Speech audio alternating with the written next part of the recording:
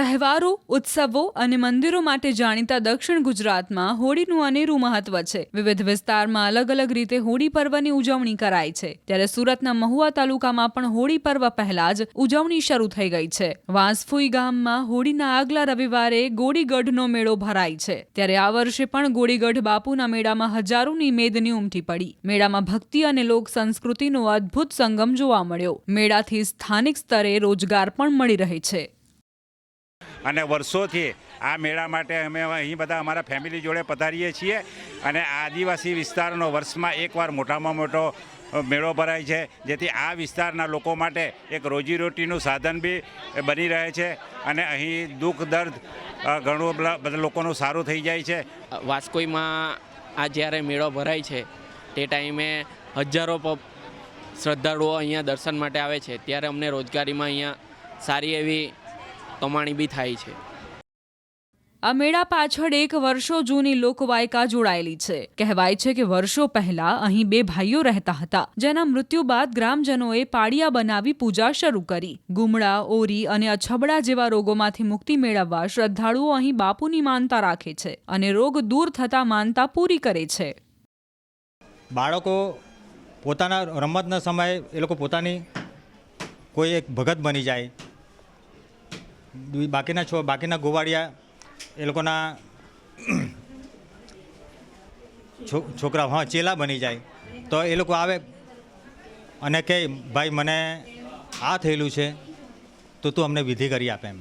તે છોકરો ગોલીઓ જે પથ્થર નીચે બેસતો તે પોતાની રીતે લે ભાઈ તને આ વસ્તુ આપું તો સારું થઈ જાય. તો એ ઘટના લાંબા સમય દરમિયાન એ સાચી પડવા માંડી.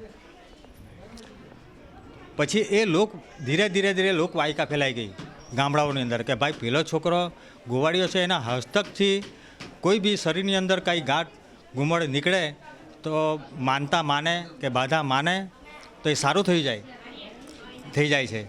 એટલે તે ગામડાઓના લોકો એની પાસે આવવા માંડ્યા. તો ખરેખર એ સત્ય ઘટના બનવા માંડી કે અહીંયા મંદિરે કોઈ પણ આપણે બાધા રાખીએ ને તો એ ફળે છે. તો મારા જે હસબન્ડ છે પ્રિતેશભાઈ, એમને વર્ષોથી ગોળનો બહુ પ્રોબ્લેમ નહોતો. બહુ દવા કરાવી પરંતુ એમને સારું જ નહીં થાય. પછી મારા સાસુએ એવું કીધું કે ગોળીગઢ બાપુની તું બાધા રાખ તો સારું થઈ જશે.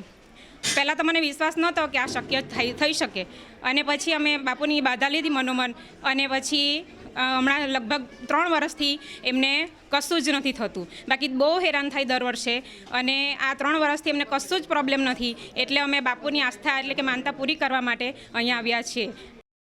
સુરત, નવસારી, તાપી અને ડાંગ જિલ્લાના આદિવાસી સમાજમાં આ મેળાનું વિશેષ મહત્વ છે. અહીંના લોકોને ગોળીગઢ બાપુમાં અતૂટ શ્રદ્ધા છે. મેળાને લઈ સ્થાનિક ખેડૂતોએ પોતાના ખેતરોમાં ઊભો પાક કાપીને પાર્કિંગની વ્યવસ્થા કરી આપી. હજારો ભક્તો આવતા હોવાથી પોલીસનો પૂરતો બંદોબસ્ત ગોઠવી દેવાયો છે. મેળો માત્ર મનોરંજન જ નહીં, અનેક લોકોની રોજીરોટીનું સાધન બન્યો છે.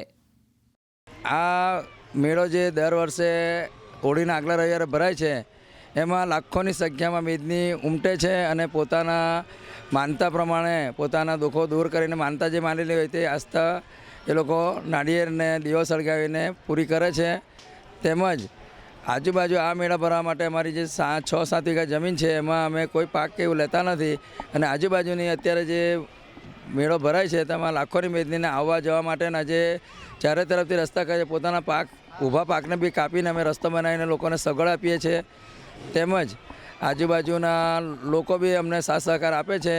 પોલીસ સ્ટાફ તેમજ આરોગ્ય ખાતું, પોલીસ ખાતું, ફાયર સેક્શન ખાતું બધું અહીં મોજૂદ છે કે અચાનક કંઈક થાય એના માટેની બી વ્યવસ્થા કરી છે. અને એના માટે એમ્બ્યુલન્સ કે એના માટે તરત જ પ્રાઇવેટ રસ્તો કાઢીને રોડ પર પહોંચી જાય રીતના રસ્તો અમે કાઢીને વ્યવસ્થા પૂરી પાડીએ છીએ, અને કોઈને કંઈ તકલીફ નહીં પડે એની પૂરેપૂરી કાળજી રાખીને અમે આ મેળો ભરાવીએ છીએ દર વર્ષે.